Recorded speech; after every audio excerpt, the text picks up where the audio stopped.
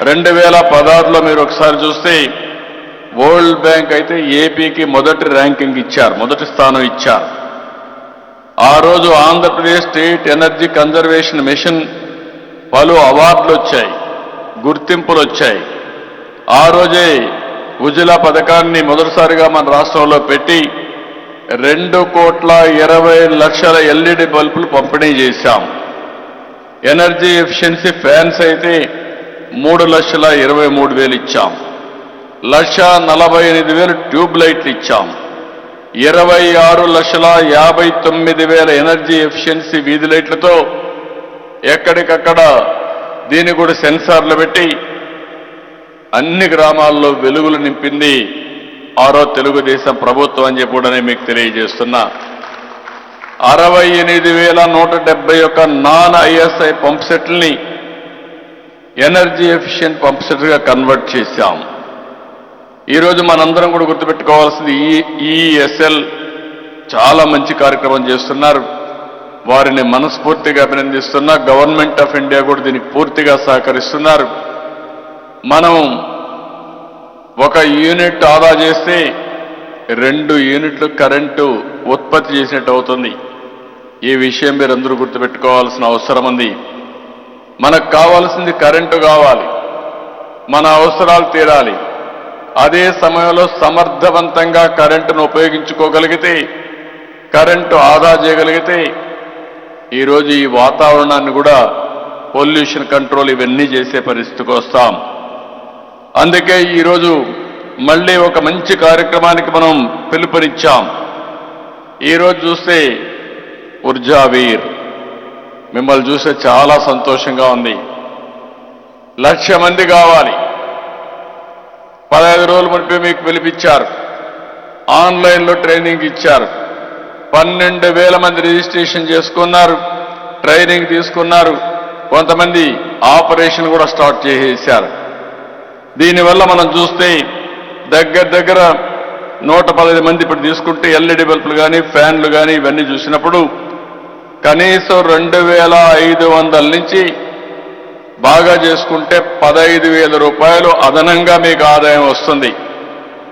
ఒకప్పుడు నేను చెప్పేవాడిని మా వాళ్ళందరూ కూడా ఇంకా ఆలోచించాలని. ఇప్పుడు నాకు ఒక నమ్మకం వచ్చింది. ఎకనామిక్గా మీరు చాలా తెలివైన వాళ్ళు. 3,000-4,000 రూపాయలు వస్తుందంటే ఆన్లైన్లో రిజిస్ట్రేషన్ చేసుకుని ఆన్లైన్లోనే ట్రైనింగ్ కూడా తీసుకుని డెలివరీ కూడా పర్ఫెక్ట్గా చేసి నేరుగా బ్యాంకులో డబ్బులు కూడా తీసుకునే పరిస్థితికి వచ్చారు. మీరు ఎవ్వరి దగ్గరే పోకుండా మీ ఇంటి దగ్గరే మీరు కూర్చుని డబ్బులు సంపాదించే మార్గం చూపిస్తారని నేను చెప్పాను.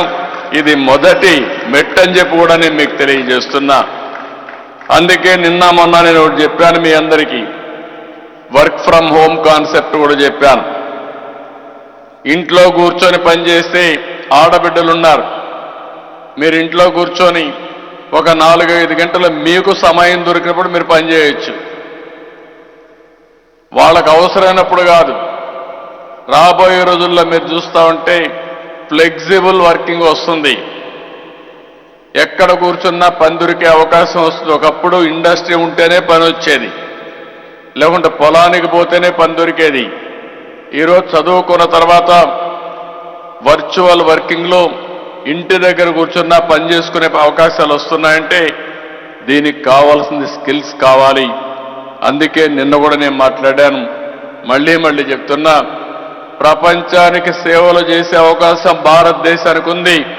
అందులో మొదటి స్థానంలో ఆంధ్రప్రదేశ్ రాష్ట్రం ఉంటుందని చెప్పి కూడా నేను మీకు తెలియజేస్తున్నా. దాంట్లో వేరియస్ కాన్సెప్ట్ తీసుకొస్తాం. వర్క్ ఫ్రమ్ హోమ్ తీసుకొస్తాం.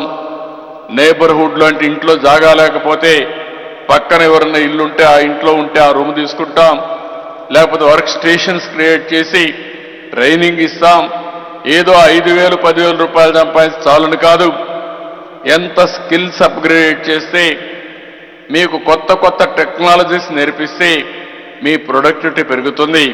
తద్వారా మీ ఆదాయాలు పెరుగుతాయని చెప్పి కూడా నేను మీకు తెలియజేస్తున్నా. అందుకే మన పిల్లలకు ఉద్యోగాలు రావాలంటే ఏదైతే వర్కింగ్ స్పేస్ కింద పెద్ద కాంప్లెక్స్ కూడా పెట్టి ఎవరైతే అక్కడ కంపెనీస్ వస్తాయో వాళ్ళని కూడా ప్రోత్సహిస్తాం.